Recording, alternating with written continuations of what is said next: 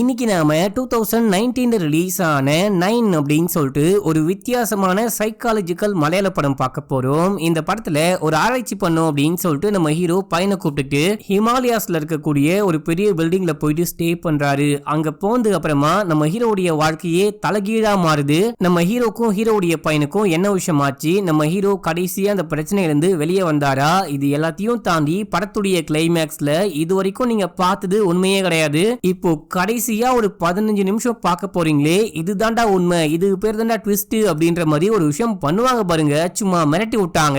அது என்ன ட்விஸ்ட் அப்படின்னு சொல்லிட்டு படத்தை முழுசா பார்த்து தெரிஞ்சுக்கோங்க. சரி வாங்க இந்த படத்தை டீடைலா பார்க்கலாம். அதுக்கு முன்னாடி நம்ம சேனலை சப்ஸ்கிரைப் பண்ணிக்கோங்க, பக்கத்துல வர பெல்லையும் கிளிக் பண்ணிக்கோங்க.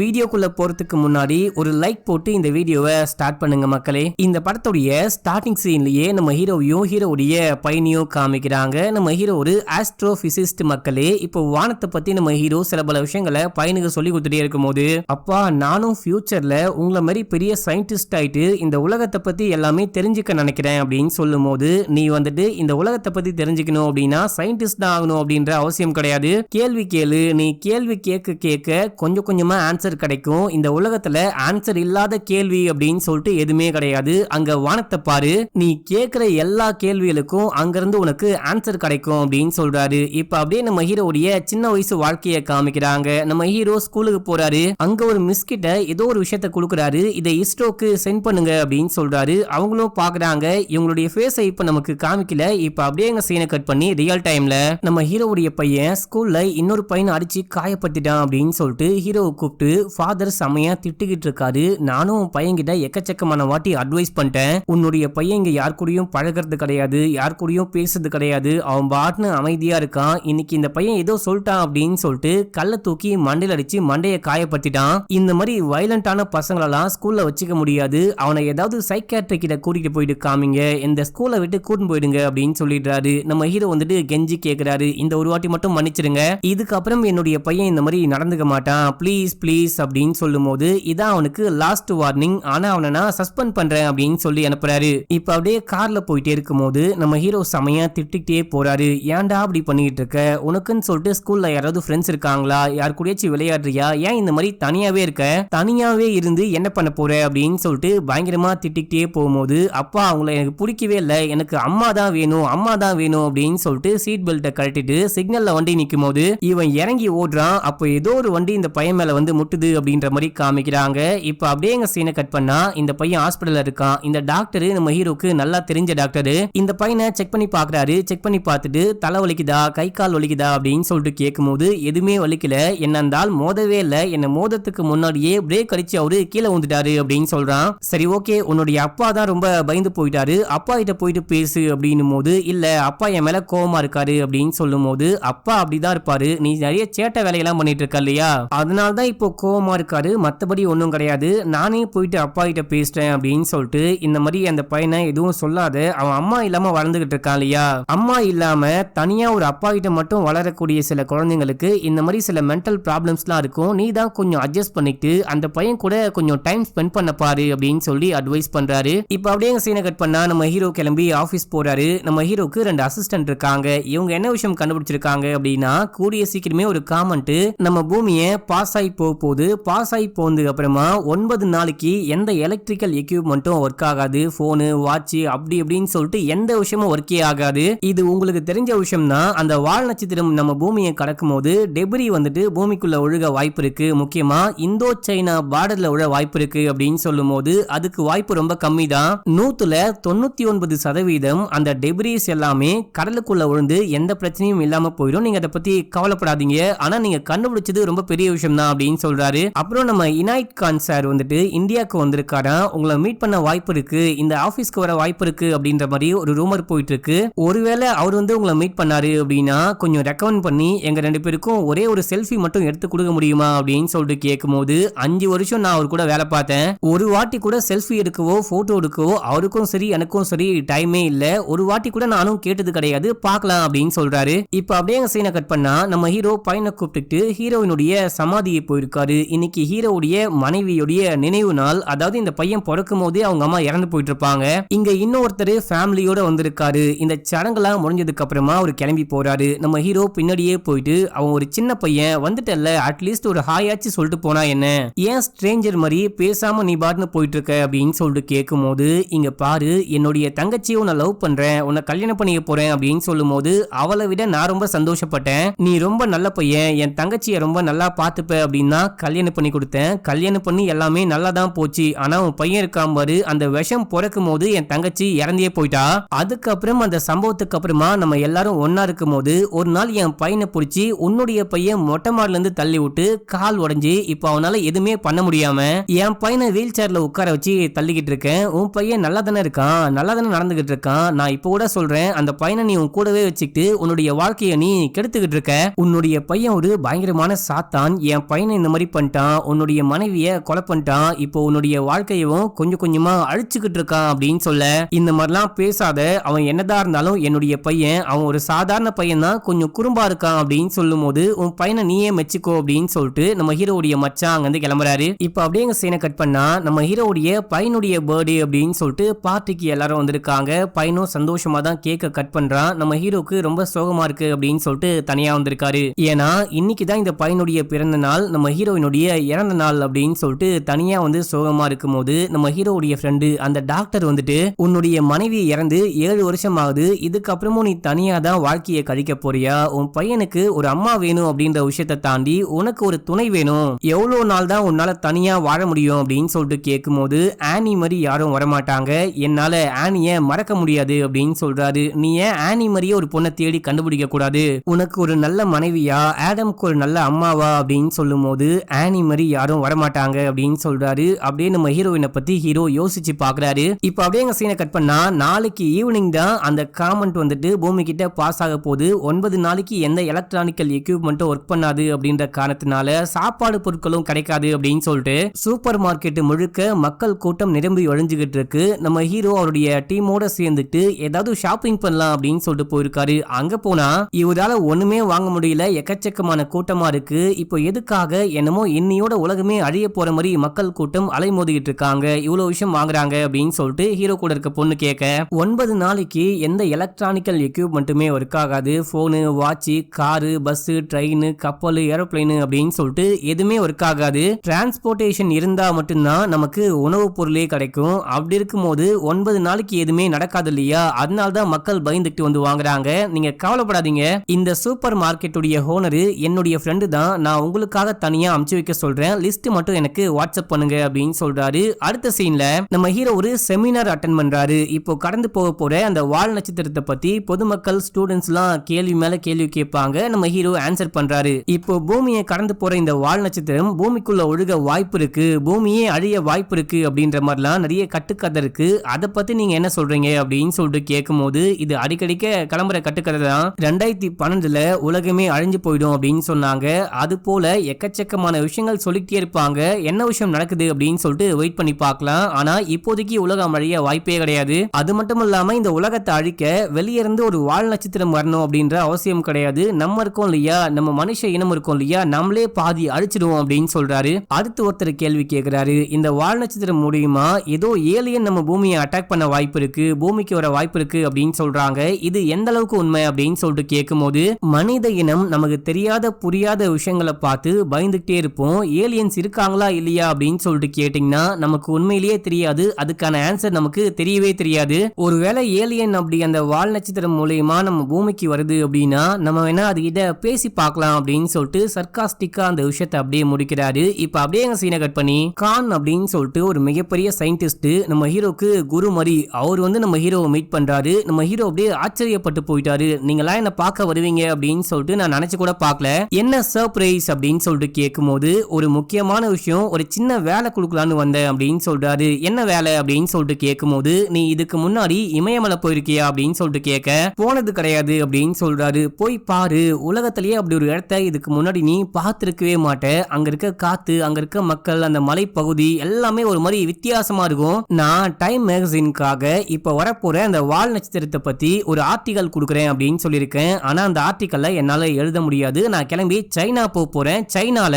இந்த வால் நட்சத்திரத்தை பத்தி ஒரு மீட்டிங் நடக்க போகுது, என்ன மாதிரியே எக்கச்சக்கமான சயின்டிஸ்ட் அங்க வர போறாங்க, என்னால முடியாது அப்படின்னு சொல்ல முடியாம நான் வரேன் அப்படின்னு சொல்லிட்டேன். என்னால போயிட்டு இப்ப அந்த வால் நட்சத்திரத்தை பத்தி ஒரு ஆராய்ச்சி பண்ணவே முடியாது, நீ எனக்காக அந்த விஷயம் பண்ணும் அப்படின்னு சொல்லும்போது நான் கண்டிப்பா பண்றேன், அதுக்காக நான் ஏன் கிளம்பி இமயமலை போகணும் அப்படின்னு சொல்லிட்டு ஹீரோ கேட்க, இமயமலை ஒரு சாதாரண இடமே கிடையாது, எக்கச்சக்கமான மர்மங்கள் நிறைஞ்ச இடம், எனக்கு ரொம்ப ரொம்ப பிடிச்சிருக்கு அப்படின்னு சொல்லிட்டு போன வருஷம் தான் அங்க ஒரு பெரிய பில்டிங்கே வாங்கி போட்டேன், நீ இமயமலையில குறிப்பிட்ட இடத்துல இருந்து பார்க்கும்போது அந்த காமெண்ட்டை பயங்கர தெளிவா பார்த்து நல்லாவே ஆராய்ச்சி பண்ண முடியும். அது மட்டும் இல்லாம அந்த இமயமலையில காட்டுக்குள்ள 2 பழங்குடியின மக்கள் வாழ்ந்துகிட்டு இருக்காங்க, இவங்களுக்கு முன்னாடியே இந்த மாதிரி ஒரு வால் நட்சத்திரம் வரப்போகுது அப்படின்ற விஷயம் தெரிஞ்சிருக்கு அப்படின்னு சொல்ல, நமக்கும் தான் தெரியும், நம்மளும் தான் முன்னாடியே கணிச்சிட்டோமே அப்படின்னு சொல்லும் போது நமக்கு 5 வருஷம் 10 வருஷத்துக்கு முன்னாடி தான் தெரியும், நூற்றுக்கணக்கான ஆண்டுகளுக்கு முன்னாடியே குகையில வாழும் போது அந்த டைம்ல இதே போல ஒரு வால் நட்சத்திரம் கிராஸ் பண்ணி போயிருக்கு,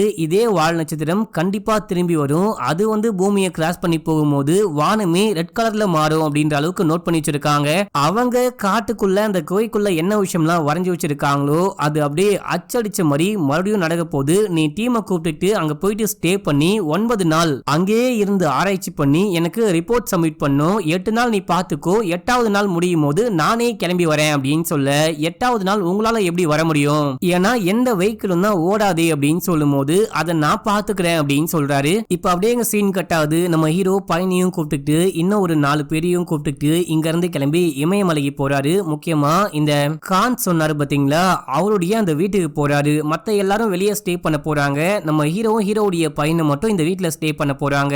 நம்ம ஹீரோவையும் பையனையும் பாத்துக்கிறதுக்கு உதவி செய்யறதுக்கு ஹக்கா அப்படின்னு சொல்லிட்டு ஒரு பழங்குடி இனத்தை சேர்ந்த வேலைக்காரங்க இருக்காரு, அவர் உனக்கு ஹெல்ப் பண்ணுவாரு அப்படின்ற மாதிரி கான் சொல்லியிருப்பாரு. இப்ப இங்க போயிட்டு செட்டில் ஆயிட்டாரு, பையனுக்கும் இந்த வீடு ரொம்ப ரொம்ப பிடிச்சிருக்கு, ஜாலியா சுத்தி முத்தி விளையாடிட்டு இருக்கான். வந்தவங்களுக்கு பக்கத்துல ரூம் எடுத்து கொடுத்துட்டு இவங்க எல்லாருமே போயிட்டு ஒரு ஸ்பாட்ல ஒண்ணு கூடுறாங்க. இங்க ஒரு வாட்ச் டவர் இருக்கான், இங்க இருந்து தான் நீங்க எல்லாருமே அந்த வால் நட்சத்திரத்தை கண்காணிக்க போறீங்க, அதை பார்க்க போறீங்க அப்படின்னு சொல்லும் போது, அப்படின்னா நீங்க என்ன பண்ண போறீங்க அப்படின்னு சொல்லிட்டு கேட்க, நான் வேற ஒரு ஸ்பாட்டை பார்த்து வச்சிருக்கேன் அப்படின்னு சொல்றாரு. இப்ப இந்த வால் நட்சத்திரம் கிராஸ் பண்ணி போகும்போது எந்த வெஹிக்கிளும் ஒர்க் ஆகாது அப்படின்னு சொன்னாங்க இல்லையா, அதாவது எலக்ட்ரிக்கலா இருக்கக்கூடிய எந்த வெஹிக்கிளும் ஒர்க் ஆகாது, அதனால மேனுவலா மெக்கானிக்கலா ஒர்க் ஆகக்கூடிய 2 ஜீப்பை கொண்டு வராங்க. இதை ஸ்டார்ட் பண்ண கூட எலக்ட்ரானிக்கல் எக்யூப்மெண்ட் எதுவுமே வேணாமா, கையாலேயே சுத்தி ஸ்டார்ட் பண்ணலாம் அப்படின்னு சொல்றாரு. இப்போ எல்லா ஏற்பாடுகளும் பண்ணிட்டு இருக்காங்க, நிறைய தீப்பந்தம்லாம் ரெடி பண்றாங்க. இப்போ எல்லா வேலையும் முடிஞ்சு போச்சு, நம்ம ஹீரோ அப்படியே வானத்தை பார்த்து நின்னுகிட்டு இருக்காரு. இதே டைம்ல நம்ம ஹீரோக்கு தன்னுடைய மனைவியுடைய ஞாபகம் வருது, அதை பத்தி யோசிச்சு பாக்குறாரு. நமக்கு அப்படியே பிளாஷ்பேக் காட்டுறாங்க, நம்ம ஹீரோவும் ஹீரோயினும் ஒரே இடத்துல ஒன்னா ஒர்க் பண்ணிருப்பாங்க, லவ் பண்ணி கல்யாணம் பண்ணிருப்பாங்க அப்படின்ற மாதிரி அந்த பிளாஷ்பேக்லாம் காமிச்சு முடிக்கிறாங்க. இப்ப நம்ம ஹீரோ ஒரு போக வேண்டிய ஸ்பாட்டுக்கு போயிட்டு அந்த டெலஸ்கோப் எல்லாம் வச்சுக்கிட்டு அந்த வால் நட்சத்திரம் எப்போ வரும் அப்படின்னு சொல்லிட்டு வெயிட் பண்ணிட்டே இருக்கும்போது ஒரு பெரிய எரிக்கல் அப்படியே கிராஸ் ஆகி போக ஆரம்பிக்குது. நம்ம ஹீரோ அந்த விஷயத்தை அப்படியே வியந்து போயிட்டு பாக்குறாரு. நம்ம ஹீரோ பார்த்துக்கிட்டே இருக்கும்போது அந்த வால் நட்சத்திரத்துல இருந்து ஒரே ஒரு சின்ன பாகம் மட்டும் உடைஞ்சு இந்த காட்டு பகுதிக்குள்ள ஒழுகுது. இந்த விஷயத்த நம்ம ஹீரோ நல்லாவே நோட் பண்றாரு. இப்ப இந்த வால் நட்சத்திரம் பூமியை கடந்து போனதுக்கு அப்புறமா கொஞ்சம் கொஞ்சமா லைட்லாம் கட் ஆகுது, எல்லா எலக்ட்ரிக்கல் எக்யூப்மெண்ட்டும் செயலிழந்து போகுது அப்படின்ற மாதிரி காமிக்கிறாங்க. ஏன் அப்படி ஆகுது அப்படின்னு சொல்லிட்டு அதுக்கும் ஒரு எக்ஸ்பிளனேஷன் கொடுத்திருப்பாங்க. பூமியை சுத்தி காந்த புலன்கள் இருக்கும், அதே போல இந்த வால் நட்சத்திரத்தை சுத்தியும் காந்த புலன்கள் இருக்குமா. இந்த வால் நட்சத்திரத்துடைய காந்த புலன்கள் பூமியுடைய காந்த புலன்கள் மேல மோதும் போது ஒரு மிகப்பெரிய வெடிப்பு மாதிரி மிகப்பெரிய வேவ் மாதிரி ஏற்பட்டு அந்த வேவின் காரணமா தான் இருக்கிற எல்லா எக்யூப்மெண்ட்ஸும் ஒர்க் ஆகாது அப்படின்ற மாதிரி ஒரு எக்ஸ்பிளனேஷன் கொடுத்திருப்பாங்க. அது எனக்கு சரியா புரியல, அறிவியல்ல கொஞ்சம் வீக்கு, புரிஞ்சதை சொல்றேன், அப்படியே நீங்களும் புரிஞ்சுக்க ட்ரை பண்ணுங்க.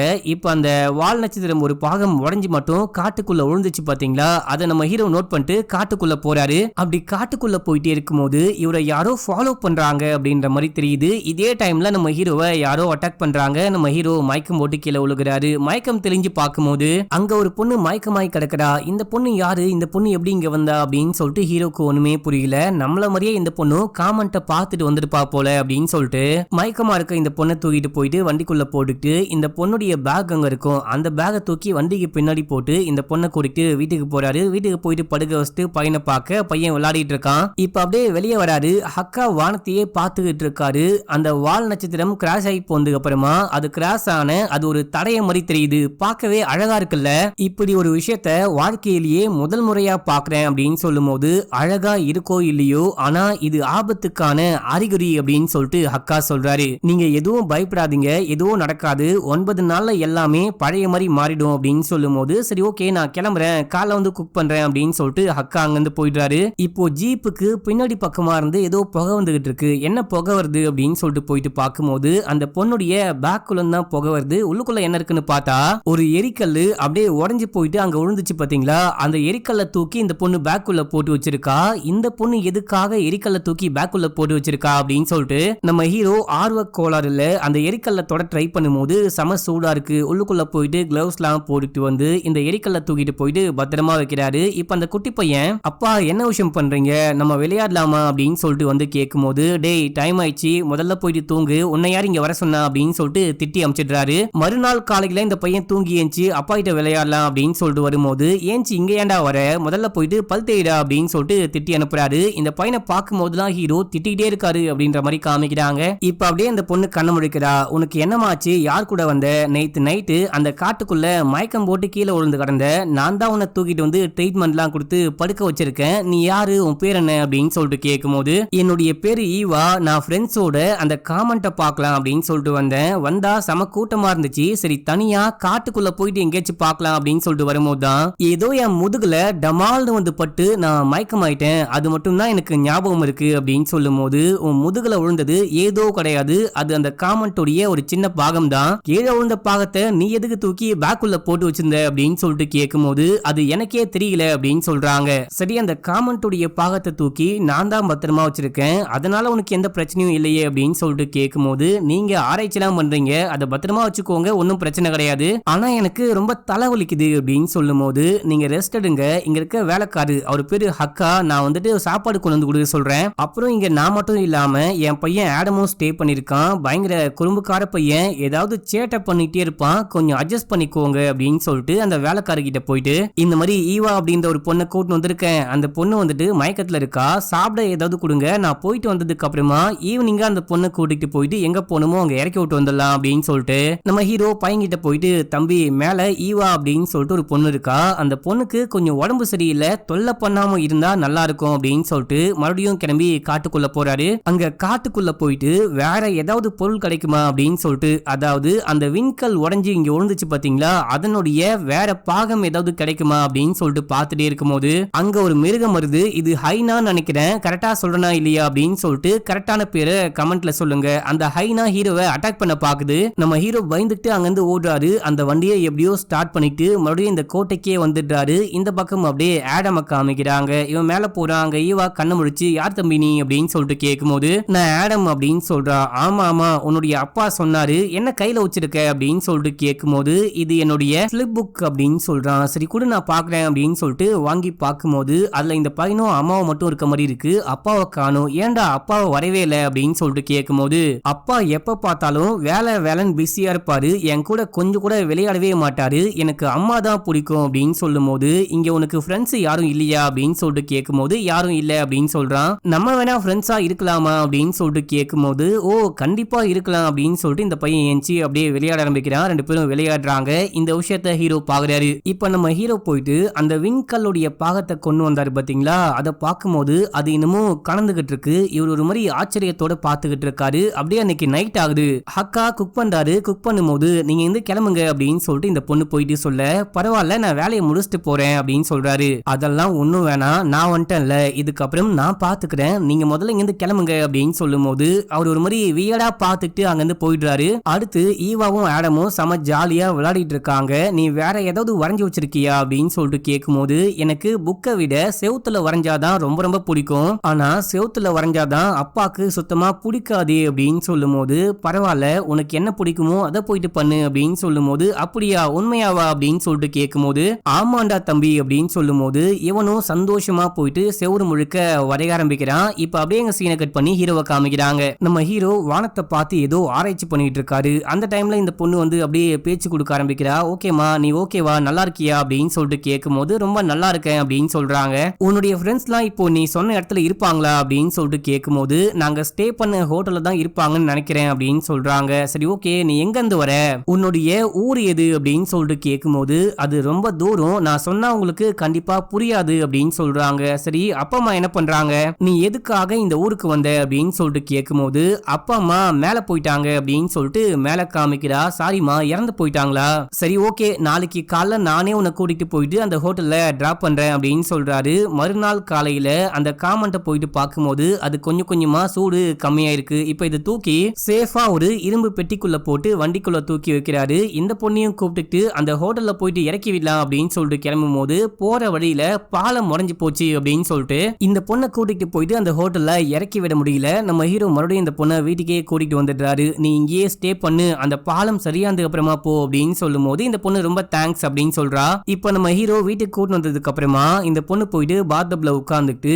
ஒரு மாதிரி வில்லத்தனமா சிரிச்சுக்கிட்டு இருக்கா. இந்த பொண்ணுடைய கண்ணே ஒரு மாதிரி வித்தியாசமா இருக்கு. என்ன விஷயம்னு பார்த்தா, நீ போயிட்டு செவுத்துல வரைஞ்சிக்கோ அப்படின்னு சொல்லும் போது இந்த குட்டி பையன் செவுரு முழுக்க வரைஞ்சு வச்சிருக்கான். இத பார்த்துட்டு ஹீரோ அந்த பையனை பிடிச்சி காட்டுக்கத்தா கத்துறாரு. இப்ப அந்த பொண்ணை பத்தி இந்த பையன் யோசிக்கிறான். இந்த பொண்ணு வேண்முத்துனே இதெல்லாம் பண்ணிருக்கா, அப்பா திட்டுவாரு அப்படின்னு சொல்லிட்டு தெரிஞ்சேதான் இந்த மாதிரி பண்ணிருக்கா போல அப்படின்னு சொல்லிட்டு இந்த பொண்ணை பார்த்து பயப்பட ஆரம்பிக்கிறான். நீ போயிட்டு படுத்து தூங்கு, யாரையும் தொல்லை பண்ணாத, அமைதியா இருக்கணும் அப்படின்னு சொல்லும் போது இவனும் போயிட்டு படுக்கிறான். ஆனா பயமா இருக்கு அப்படின்னு சொல்றான். எதை பார்த்து பயப்படுற, போயிட்டு தூங்குடா அப்படின்னு சொல்லிடுறாரு. இவன் கதவெல்லாம் லாக் பண்ணிட்டு படுத்து தூங்கிட்டே இருக்கும் போது யாரோ கதவை திறக்கிறாங்க அப்படின்ற மாதிரி சவுண்டு கேக்குது. அந்த கைப்பிடி வந்துட்டு ஓப்பன் ஆக ட்ரை பண்ணு அப்படின்னு சொல்லிட்டு இவன் பொறுமையா போயிட்டு யாருன்னு பார்க்கும்போது அங்க யாரையுமே காணும். ஆனா ஏதோ அமானுஷ்யமா நடக்குது அப்படின்னு சொல்லிட்டு பயந்துட்டு ஓடுறான். இவனுக்கு பின்னாடி யாரோ ஓடி வராங்க. யாருன்னு பார்த்தா ஈவா தான். இவனை பிடிச்சி, அப்பா உங்ககிட்ட என்ன சொன்னாரு, வெளியே வரக்கூடாது, அமைதியா ரூம்லயே படுத்து தூங்கணும்னு சொன்னாரா இல்லையா, ஏன்டா வெளியே வந்த அப்படின்னு சொல்லிட்டு கேட்கும் போது, அப்பா எனக்கு பயமா இருக்குப்பா, என்ன காப்பாத்துங்க என்ன காப்பாத்துங்க அப்படின்னு சொல்லும் போது இவனை தூக்கிட்டு போயிட்டு பெட்ல போட்டு காதா மட்டும் ஒரு போடு போட்டு, இங்க பாரு அமைதியா இருக்கணும், ஏதாவது தொல்லை பண்ணிட்டே இருந்த அப்படின்னா உன்னை கொன்றுவேன் அப்படின்னு சொல்லிட்டு மிரட்டிட்டு போறாங்க. இப்ப அப்படியே எங்க சீன் கட் ஆகுது. மறுநாள் காலையில என்ன இந்த பையன் இன்னும் தூங்கிட்டு இருக்கானே அப்படின்னு சொல்லிட்டு ஹீரோ எழுப்ப போகும்போது அந்த பையன் ஹீரோவை பார்த்து பயப்பட ஆரம்பிக்கிறான். டேய் நான் தான்டா, பயப்படாத, என்ன ஏதாவது கனவு கண்டையா அப்படின்னு சொல்லிட்டு கேட்கும் போது அப்படிதான் நினைக்கிறேன் அப்படின்னு சொல்றான். அதெல்லாம் ஒண்ணும் கிடையாது, அமைதியா படுத்து தூங்கு அப்படின்னு சொல்லிட்டு ஹீரோ போயிடுறாரு. ஹீரோ போனதுக்கு அப்புறம் இந்த பையன் தனியா இருக்கும் போது ஈவா உள்ளுக்குள்ள வரா. நீ நேத்து நைட்டு கண்டது எதுவும் கனவு கிடையாது, எல்லாம் உண்மைதான் அப்படின்னு சொல்லிட்டு பயம்புத்திட்டு போறா. அடுத்தது 3 பேரும் ஒன்னா உட்காந்து சாப்பிடும் போது, இன்னைக்கு சாப்பாடு ரொம்ப ரொம்ப நல்லா இருக்கு, எனக்கு பிடிச்ச மாதிரியே குக் பண்ணிருக்கீங்க, ரொம்ப சூப்பர் அப்படின்னு சொல்லும் போது, குக் பண்ணது அவரு கிடையாது நான் தான் அப்படின்னு சொல்லிட்டு ஈவா சொல்றா. ரொம்ப ரொம்ப தேங்க்ஸ் அப்படின்னு சொல்றாரு. இந்த விஷயத்த ஆடம் பார்த்துட்டு யாரது அப்படின்னு சொல்லிட்டு கேட்கும் போது, தம்பி இங்க பாரு, அவங்க நம்மளுடைய கெஸ்ட், சும்மா அவங்கள தொல்லை பண்ணாத, ஹர்ட் பண்ற மாதிரி பேசாத அப்படின்னு சொல்ல, அப்பா உங்களுக்கு நான் சொல்ற விஷயம் தான் புரிய மாட்டேங்குது, நீங்க தான் தனியா என்னமோ பண்ணிட்டு இருக்கீங்க, என்ன விடுங்க அப்படின்னு சொல்லிட்டு சாப்பாடை தட்டி விட்டு அந்த பக்கம் போயிட்டான். டேய் ஏன்டா அப்படி பண்ற அப்படின்னு சொல்லிட்டு போயிட்டு கேட்கும் போது, அப்பா எனக்கு ரொம்ப பயமா இருக்குப்பா அப்படின்னு சொல்றான். நீ எதை பார்த்து பயப்படுற, யாரை பார்த்து பயப்படுற அப்படின்னு சொல்லிட்டு கேட்கும் போது, எனக்கு ரொம்ப பயமா இருக்கு, அவ்வளவுதான், நீங்க என்ன பார்த்துப்பீங்கல்ல, எனக்கு ஒன்னும் ஆகாதுல்ல அப்படின்னும் போது, நான் இருக்கிற வரைக்கும் உனக்கு எதுவுமே ஆகாது, நீ இங்க இருந்து தான் பயப்படுற, என் கூட கேம்புக்கு வா அப்படின்னு சொல்லிட்டு இங்க இருந்து டீம்லாம் இருக்காங்க பாத்தீங்களா, அந்த ஆராய்ச்சி பண்ணிட்டு இருக்காங்களே அந்த டவர் கிட்ட கூட்டிட்டு போறாரு. அங்க டீம்ல திவ்யா அப்படின்னு சொல்லிட்டு ஒரு பொண்ணு இருப்பா. இந்த பொண்ணை இந்த பையனுக்கு முன்னாடியே பழக்கம் இருக்கும். ஆடமும் திவ்யாவும் தனியா போயிட்டு பேசிட்டு இருக்காங்க. திவ்யா கொஞ்சம் ஆறுதலா பேசிட்டு இருக்காங்க. தம்பி நீ ஒன்னும் கவலையே படாத, உன்னுடைய அப்பா கிட்ட நான் போயிட்டு பேசிட்டேன் அப்படின்னு சொல்லும் போது, இல்ல இதெல்லாம் பேசினா அப்பா கண்டிப்பா கோச்சிப்பாரு, புரிஞ்சுக்க மாட்டாரு அப்படின்னு சொல்லும் போது, இல்ல நான் பேசுறேன் அப்படின்னு சொல்றாங்க. இப்போ அக்கா வர வச்சு, தம்பி நாங்கெல்லாம் கிளம்பி வெளியே போறோம், நீ கிளம்பி அக்கா கூட சேர்ந்துட்டு வீட்டுக்கு போ அப்படின்னு சொல்லும் போது, அப்பா நான் போல, உங்களை விட்டு போக மாட்டேன், எனக்கு பயமா இருக்கு அப்படின்னு சொல்லும் போது, டேய் சும்மா சும்மா பயப்படாத, அக்கா கூட சேர்ந்துட்டு போ, அவரு உன்னை பத்திரமா பாத்துப்பாரு, கூடவே இருந்து இவனை பாத்துக்கோங்க அப்படின்னு சொல்லும் போது சரின்னு சொல்லிட்டு அவரும் கூட்டிட்டு போறாரு. இப்போ இங்க இருக்கிற எல்லாரும் கிளம்பிட்டாங்க. திவ்யா மட்டும் இருக்கா. என்னமா நீ கிளம்பலையா அப்படின்னு சொல்லிட்டு கேட்கும் போது, உங்க வீட்டுல யாரோ புதுசா ஒரு பொண்ணு வந்திருக்கா அப்படின்ற மாதிரி கேள்விப்பட்டேன், நான் வந்து அவளை பார்க்கணும் அப்படின்னு சொல்லும் போது, நீ எப்ப வேணா கிளம்பி அங்க வரலாம், உனக்கு எந்த ரெஸ்ட்ரிக்ஷனும் கிடையாது அப்படின்னு சொல்ல, அப்படின்னா இப்பயே உடனே போயிட்டு பார்க்கலாமா, நான் அந்த பொண்ணு கிட்ட ஒரு முக்கியமான விஷயம் பேசணும் அப்படின்னு சொல்ல, திவ்யா உனக்கு என்ன ஆச்சு, ஏன் இன்னைக்கு வியர்டா பிஹேவ் பண்ற அப்படின்னு சொல்லிட்டு கேட்க, நான் ஆடம் கிட்ட பேசினேன், நீங்க ஆடமை ஒழுங்காவே பாத்துக்க மாட்டீங்க, அந்த பொண்ணு யாரு அப்படின்னு சொல்லிட்டு கேட்கும் போது, இங்க பாரு என்னுடைய பர்சனல் விஷயங்கள்ல நீ தலையிடாத, என் பையனை எப்படி பாத்துக்கணும் அப்படின்னு சொல்லிட்டு எனக்கு நல்லாவே தெரியும், நீ போயிட்டு உன் வேலையை பார்த்தா மட்டும் போதும், மேல ரிப்போர்ட் எல்லாமே எழுதி வச்சிருக்காங்க, நீ போயிட்டு அந்த ரிப்போர்ட்டை மட்டும் கொண்டு வா அப்படின்னு சொல்ல, இந்த பொண்ணு மேல போறா. இதே டைம்ல அங்க ஈவா வரா. ஈவா வந்து கொஞ்சம் கொஞ்சமா பேச்சு கொடுத்துட்டு, யார் அந்த பொண்ணு அப்படின்னு சொல்லிட்டு கேட்கும் போது, அவ பேரு திவ்யா, அவ இப்பதான் உன்னை மீட் பண்ணணும்னு சொன்னா அப்படின்னும் போது, ஓ திவ்யாவா, திவ்யாவை எனக்கு நல்லாவே தெரியும் அப்படின்னு சொல்லிட்டு திடீர்னு இந்த ஏலியன் புகையா மாறி மேல போயிட்டு திவ்யாவை பிடிச்சி அந்த டவர்ல இருந்து கீழே தள்ளி விட, அந்த பொண்ணு பேனு கத்திக்கிட்டு கீழே விழுகுதா. ஐயோ திவ்யா அப்படின்னு சொல்லிட்டு நம்ம ஹீரோ இந்த பொண்ணை பக்கத்துல இருக்க ஒரு கிளினிக்கு தூக்கிட்டு போயிட்டு சேர்க்கிறாரு. அவங்க செக் பண்ணி பார்த்துட்டு இவங்க அவங்க உயிருக்கு எந்த பிரச்சனையும் கிடையாது, ஆனா கோமா ஸ்டேஜுக்கு போயிட்டாங்க, உடம்பு முழுக்க பயங்கரமா காயப்பட்டிருக்கு அப்படின்னு சொல்லும் போது எந்த பிரச்சனையும் கிடையாது இல்ல, இவங்கள நான் வேணா பெரிய ஹாஸ்பிட்டலுக்கு கூட்டிட்டு போவா அப்படின்னு சொல்லிட்டு கேட்கும்போது இப்போ எந்த வண்டியும் கிடையாது, அது மட்டும் இல்லாம அந்த பாலம் வேற சரி பண்ணாம அப்படியே கிடக்குது, இப்போதைக்கு திவ்யா இங்க இருக்கதான் சேஃப், நாங்களே பத்திரமா பாத்துக்கிறோம் அப்படின்னு சொல்றாங்க. இப்ப நம்ம ஹீரோ அக்கா கிட்ட சொல்லி மத்த டீம் மெம்பர் யாரையாவது இங்க வர சொல்லுங்க, நான் கிளம்பி வீட்டுக்கு போறேன், ஆடம்க்கு இந்த விஷயம் தெரியுமா அப்படின்னு சொல்லிட்டு கேட்கும்போது தெரியும் அப்படின்னு சொல்றாரு. நம்ம ஹீரோ போயிட்டு ஆடமை பார்க்கும்போது ஆடம் ஒரு மாதிரி பயந்துகிட்டு இருக்கான். என்னடா அப்படின்னு சொல்லிட்டு கேட்கும்போது, அப்பா நான் உங்ககிட்ட தனியா பேசணும் அப்படின்னு சொல்லிட்டு கூட்டிட்டு போயிட்டு, நீங்க நினைக்கிற மாதிரி கிடையாது, அந்த ஈவா அன்னைக்கு அந்த காமெண்ட் பாஸ் ஆச்சு இல்லையா, அதுக்கப்புறம் தான் அந்த ஈவா இங்க வந்தா, எதுக்காக அந்த ஈவா இன்னமும் இங்க இருந்து போகாம இங்கேயே ஸ்டே பண்ணிருக்கா, அந்த பொண்ணு கிட்ட ஏதோ பிரச்சனை இருக்கு, உங்களுக்கும் எனக்கும் இடையில அந்த ஈவா வேணா, கொஞ்சம் புரிஞ்சுக்கோங்க அப்படின்னு சொல்லும் போது, டேய் தம்பி என்னடா பேசிக்கிட்டு இருக்க, இது எதுவுமே கிடையாது, நீ ஏதோ கற்பனை பண்ணிருக்க போல, அந்த பொண்ணு இங்க கொஞ்சம் ஸ்டே பண்ணலாம் அப்படின்னு சொல்லிட்டு வந்திருக்கா, இங்க இருந்து போக முடியாம மாட்டிக்கிட்டு இருக்கா, அவ்வளவுதான், நீ நினைக்கிற மாதிரிலாம் அந்த பொண்ணு ஒன்னும் கிடையாது அப்படின்னு சொல்லும் போது, கரெக்டுப்பா நீங்க நினைக்கிற மாதிரி அந்த பொண்ணு ஒன்னும் கிடையாது, கொஞ்சம் பார்த்து டீல் பண்ணுங்க, உங்களுக்கும் எனக்கும் இடையில வேற யாரும் வரவே கூடாது, எனக்கு வேற ரொம்ப பயமா இருக்கு அப்படின்னு சொல்லும் போது, இங்க பாரு ஆடம் அப்படிலாம் எதுவும் ஆகாது, நான் இருக்க வரைக்கும் உனக்கு எதுவும் ஆக விட மாட்டேன், வா தூங்கு அப்படின்னு சொல்லிட்டு தூங்க வச்சுட்டு போக ட்ரை பண்ணும்போது, அப்பா இங்க இருந்து போகாதீங்கப்பா அப்படின்னு சொல்றான், எனக்கு கொஞ்சம் வேலை இருக்கு தம்பி புரிஞ்சுக்கோ அப்படின்னு சொல்லிட்டு கதவை லாக் பண்ண சொல்லிட்டு அவர் வெளியே போறாரு. இந்த பையன் கதவெல்லாம் லாக் பண்ணிக்கிறான், அப்படியும் அந்த ஈவா புகையா உள்ளுக்குள்ள வந்து இவனுடைய கழுத்தை பிடிச்சி அப்படியே மேல தூக்கி, உன்கிட்ட நான் என்ன சொன்னேன், இந்த விஷயத்த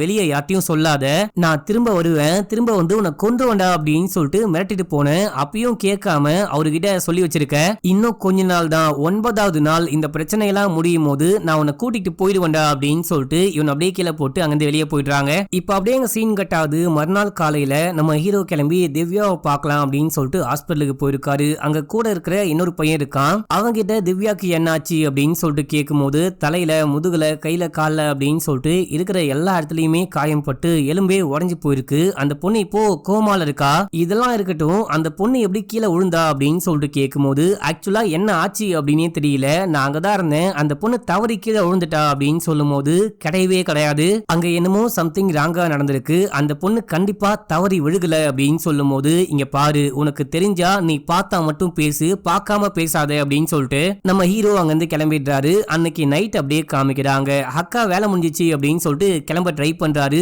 அக்கா இங்கிருந்து போகாதீங்க, எனக்கு ரொம்ப ரொம்ப பயமா இருக்கு, இங்க இருக்கவே எனக்கு ரொம்ப பயமா இருக்கு அப்படின்னு சொல்லும் போது, நீ எதை நினைச்சும் பயப்படாத அப்படின்னு சொல்லிட்டு இவரு மாலை மாதிரி ஒண்ணு வச்சிருக்காரு, அந்த மாலையை இந்த பையன் கையில கொடுக்குறாரு. இந்த எல்லா விஷயத்தையும் ஈவா கேட்டுட்டு வெளியே வந்து லாந்தர் விளக்க கையில கொடுத்து, முதல்ல இங்கிருந்து கிளம்புங்க, டைம் ஆயிடுச்சு பாருங்க அப்படின்னு சொல்லும் போது, டைம் ஆனா பரவாயில்ல பொறுமையா போறேன் அப்படின்னு சொல்றாரு. இல்ல இப்பயே நீங்க உடனே போயே ஆகணும் அப்படின்னு சொல்லும் போது, இது ஒரு கெட்ட சக்தி, இது ஒரு ஏலியன் அப்படின்ற மாதிரி இவருக்கு நல்லாவே புரியுது போல. இவரு இங்கிருந்து கிளம்பிடுறாரு. இவரு முன்னாடி போகும்போது பின்னாடியே இந்த ஏலியன் போயிட்டு இவரை அட்டாக் பண்ணு அப்படின்ற மாதிரி காமிக்கிறாங்க.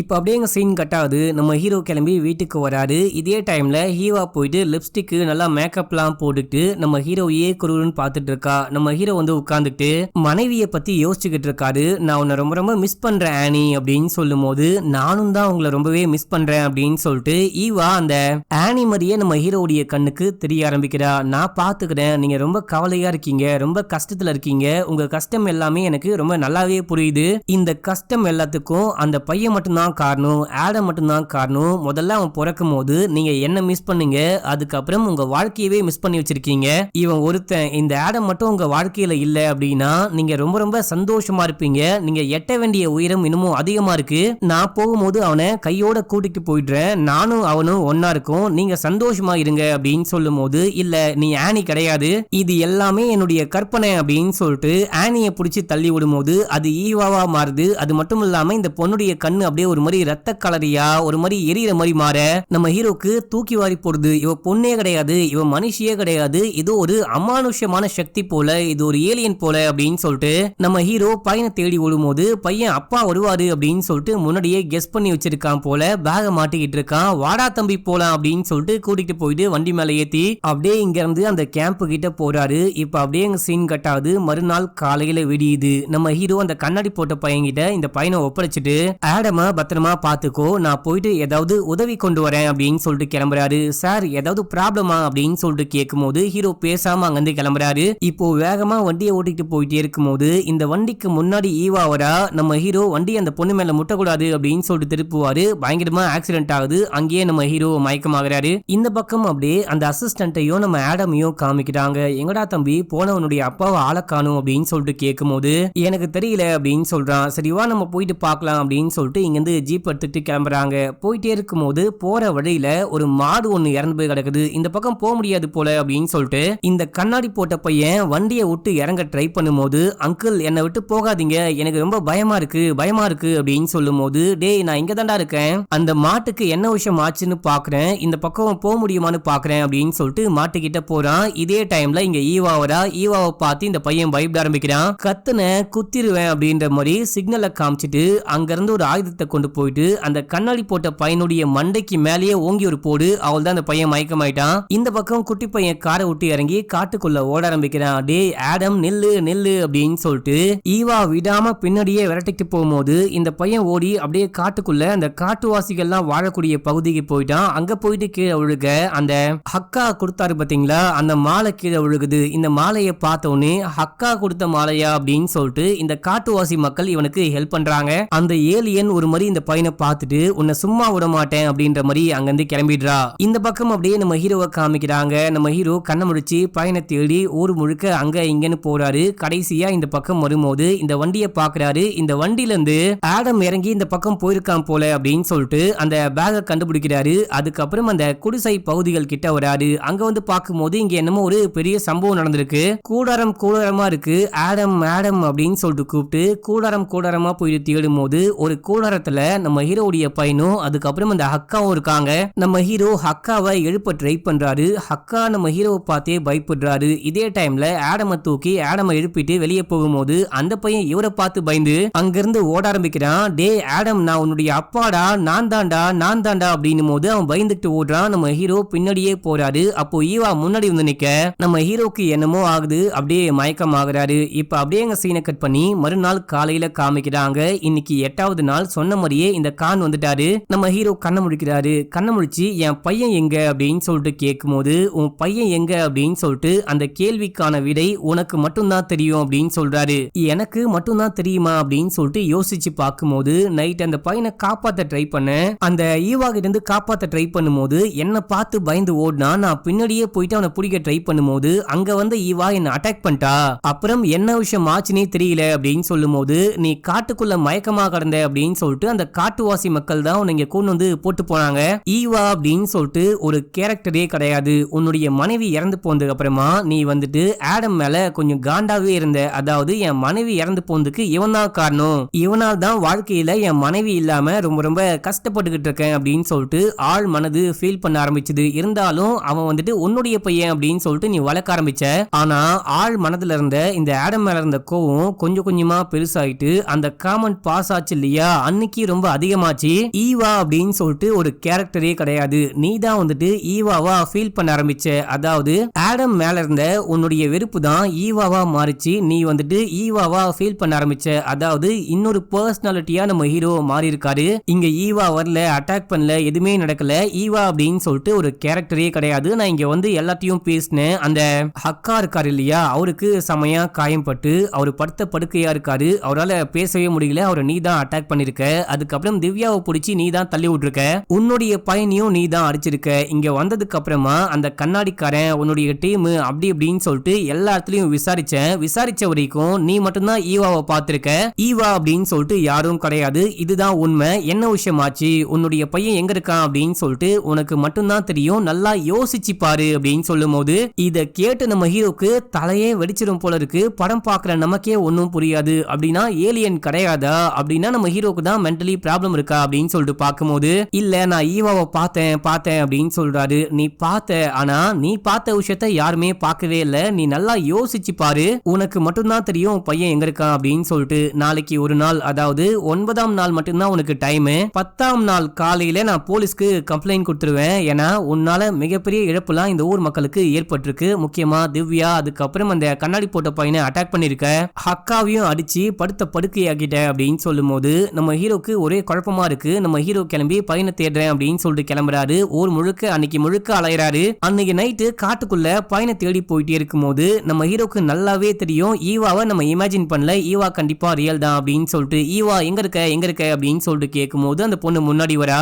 இங்க பாரு, உனக்கு உன்னுடைய பையன் தேவை கிடையாது, உன்னுடைய பையனால் தான் உனக்கு எக்கச்சக்கமான பிரச்சனைகள் வந்துகிட்டு இருக்கு, நான் பாத்துக்கிறேன், அவனை நான் கூட்டி போறேன் அப்படின்னு சொல்லும் போது, என் பையனால எனக்கு எந்த பிரச்சனையுமே கிடையாது, அவன் என்னுடைய பையன், அவனுக்கு நான் தான் அப்பா, அவனை நான் பாத்துக்கிறேன், அவனை எப்படி கண்டுபிடிக்கணும் அப்படின்னு சொல்லிட்டு எனக்கு நல்லாவே தெரியும் அப்படின்னு சொல்ல, அப்படின்னா நீயே கண்டுபிடிச்சுக்கோ அப்படின்னு சொல்லிட்டு அந்த பொண்ணு மாயமா மறைஞ்சு போறா. ஈவா அந்த மாதிரி போகாத, என் பையன் எங்க அப்படின்னு சொல்லிட்டு கத்தும் போது இதே டைம்ல நம்ம ஹீரோக்கு ஆனி கண்ணுக்கு தெரிய ஆரம்பிக்கிறா. நம்ம பையனை காணோம், அந்த பொண்ணு வந்துட்டு நம்ம பையனை கொண்டு போக ட்ரை பண்றா அப்படின்னு சொல்லும் போது நம்ம பையன் அங்கதான் இருக்கான் அப்படின்ற மாதிரி ஆனி கைய காமிக்கிறாங்க. நம்ம ஹீரோ கிளம்பி போறாரு. போற வழியில ஒரு குகை மாதிரி இருக்கு, அந்த குகையை யாரோ மூடி வச்சிருக்காங்க, இந்த குகைக்குள்ள நம்ம பையன் இருக்க வாய்ப்பு இருக்கு அப்படின்னு சொல்லிட்டு நம்ம ஹீரோ அங்க இருக்கிற கல்லெல்லாம் தூக்கி போட்டு உள்ளுக்குள்ள பார்க்கும்போது அங்கதான் இந்த பையன் படுத்துக்கிட்டு இருக்கான். அந்த பையன் மயக்கமா இருக்கான். வெளியே தூக்கிட்டு வந்து எழுப்புறாரு. நல்ல வேலையா பையனுக்கு ஒண்ணுமே ஆகல, கண்ண முடிக்கிறான். இப்ப அப்படியே பையனை நம்ம ஹீரோ நடக்க வச்சு கூட்டிட்டு வராரு. ஒரு மலைக்கு மேல நிக்கிறாங்க. இன்னைக்கு 9வது நாள் முடியுது. அந்த ரெட் கலர்ல அந்த வால் நட்சத்திரம் கிராஸ் பண்ணி போனதுக்கு அப்புறமா ஒரு கோடு மாதிரி அது போன தடயம் மாதிரி இருக்கும். அந்த தடயம் கொஞ்சம் கொஞ்சமா அழிய ஆரம்பிக்குது, கரண்ட் வர ஆரம்பிக்குது. இப்ப நம்ம ஹீரோ அந்த பையன் கிட்ட எல்லா கேள்விகளுக்கும் வானத்துல இருந்து உனக்கு பதில் கிடைக்கும் அப்படின்னு சொல்லுவேன். இப்போ என்னுடைய எல்லா கேள்விகளுக்கும் நீ மட்டும்தான் ஆன்சர் பண்ண முடியும். ஈவா ரியலா இல்லையா அப்படின்னு சொல்லிட்டு கேட்கும்போது அந்த பையன் ஏதோ ஒண்ணு சொல்ல ட்ரை பண்றான். இப்போ வானத்தை பார்த்து பயப்படுறான். இதோட இந்த படத்தை முடிச்சிடுறாங்க. கடைசியா நம்ம ஹீரோ இந்த குட்டி பையனை காப்பாத்தி வெளியே கூட்டிட்டு வந்தாரு பாத்தீங்களா, அந்த குகையை காமிக்கிறாங்க. அந்த குகை முழுக்க மனிதர்கள் வந்துட்டு ஏலியனை எதிர்த்து போராடுறாங்க. அந்த ஏலியன் எப்படி வந்திருக்கும் அப்படின்னா, அந்த காமெண்ட் வரும்போது தான் அந்த ஏலியன் பூமிக்கு வந்திருக்கு அப்படின்ற மாதிரி வரைஞ்சு வச்சிருக்காங்க. இந்த விஷயத்தை பத்தி தான் நடுவுல அந்த பிரகாஷ் ராஜ் சொல்லியிருப்பாரு. அவருடைய பேக்ரவுண்ட் வாய்ஸோட ஒரு மாதிரி மிஸ்டீரியஸா இந்த படத்தை முடிக்கிறாங்க. இந்த படம் பார்த்து முடிக்கும் போது உங்களுக்கு என்ன விஷயம் தோணுது? ஏலியன் உண்மையிலேயே வந்துச்சா, இல்லனா பிரகாஷ் ராஜ் சொன்ன மாதிரி நம்ம ஹீரோ இமேஜின் பண்ணிட்டாரா அப்படின்னு சொல்லிட்டு மறக்காம கீழே கவுண்ட் பண்ணுங்க. எனக்கு இந்த படம் பார்த்து முடிக்கும் போது கண்டிப்பா நம்ம ஹீரோக்கு பைத்தியம்லாம் ஒன்றும் கிடையாது, மென்டல் ப்ராப்ளம்லாம் ஒண்ணுமே கிடையாது, ஏலியன் உண்மையிலேயே பூமிக்கு வந்து இந்த விஷயம்லாம் பண்ணிச்சோ அப்படின்ற மாதிரி தோணுது. உங்களுக்கு என்ன தோணுது அப்படின்னு சொல்லிட்டு மறக்காம கீழே கவுண்ட் பண்ணுங்க. இன்னமும் நம்ம சேனலை சப்ஸ்கிரைப் பண்ணாம பாக்குறீங்க அப்படின்னா பண்ணிக்கோங்க. பக்கத்துல வர பெல்லையும் கிளிக் பண்ணிக்கோங்க.